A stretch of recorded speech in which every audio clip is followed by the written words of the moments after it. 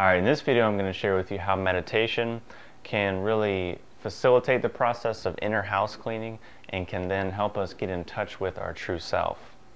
So in many ways we are the product of our culture, our conditioning, our social groups, and experiences, and whatever else we mentally or emotionally eat. And this is another way of saying that what goes into our psyche, what goes into our mind, will influence or shape it and thus eventually come out in some way. So, we are very familiar with the concept of eating food and taking in nourishment through our mouth, but things that come in through our senses can either be a form of nourishment or a form of junk. So that's why I'm a huge fan of, being pretty conscious of what you put in, both mentally, emotionally, spiritually, etc., because in some way it's going to shape your psyche, it's going to transform it, or it's going to come out in some way or another. So on the regular basis, that really translates to the fact that there's many different voices or many different ideas or sensations or feelings floating around in our psyches at any given time. And to me, this is really one of the main causes of why people stay stuck in patterns and why we won't take action, why we won't break out of a pattern, why we won't stop doing something that we know we should stop doing, or why we won't start doing something that we know every reason in the book why we should do it, and we've convinced ourselves it's the best thing to do, but we just don't. And to me, what happens is one of these voices comes up where you say, you know what, I think I want to write a book. And the voice comes up, who are you to write a book? You've never written a book before. You can't write a book. I mean, it's going to be hard and everything's already been said. No one's going to care. Or you might say, you know what? I want a new job, or I want a new relationship, or I want to do this. And that voice comes in and says, you can't do that. No way. It's not possible, or, it wasn't possible for me, or it's going to be hard, etc., etc. These are all voices that are not necessarily ours. They have nothing to do with what we really want and what we want to achieve, because it's coming to us from our culture, from our conditioning, from our society, from our experiences, and from people that raised us, and from people who we surround ourselves with. So meditation is a great way to quiet down all of these voices and really get in touch with our true voice.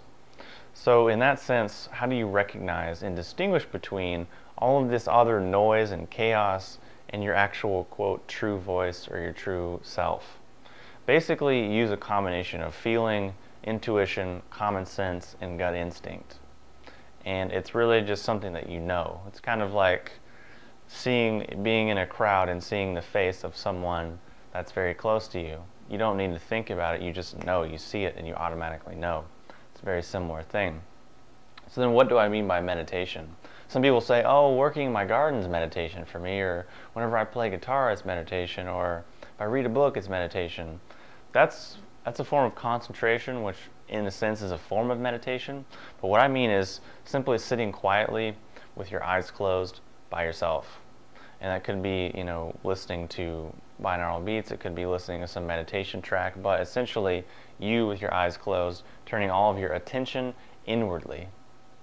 So the cons and the drawbacks of meditation as a process to accomplish this goal is that, number one, it's not a magic pill, it's not an overnight fix, and it takes genuine work, discipline, and dedication. Basically, you have to really want it. You have to really want to do it.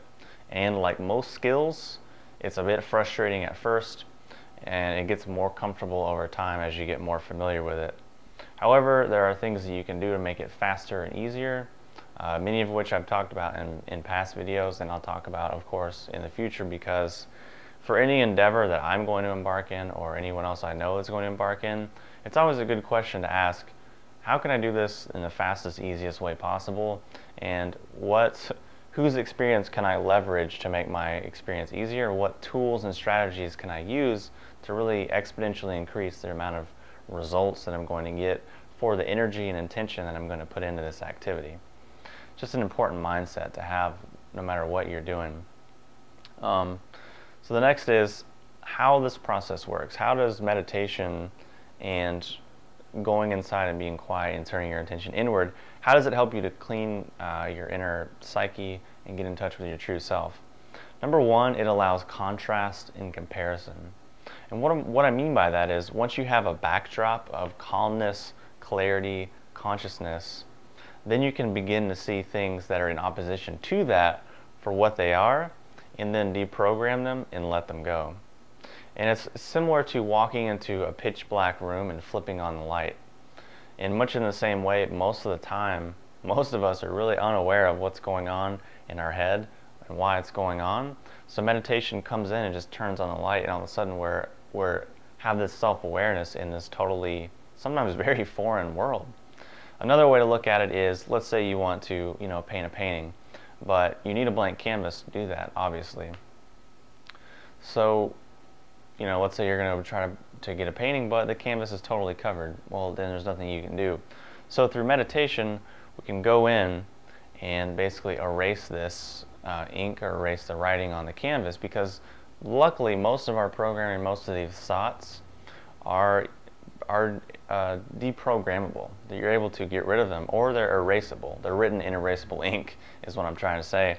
So through meditation we come in and just start to erase that, and we get back to a point to where the canvas becomes more blank and more blank and more blank, and that allows us to then paint in whatever we want.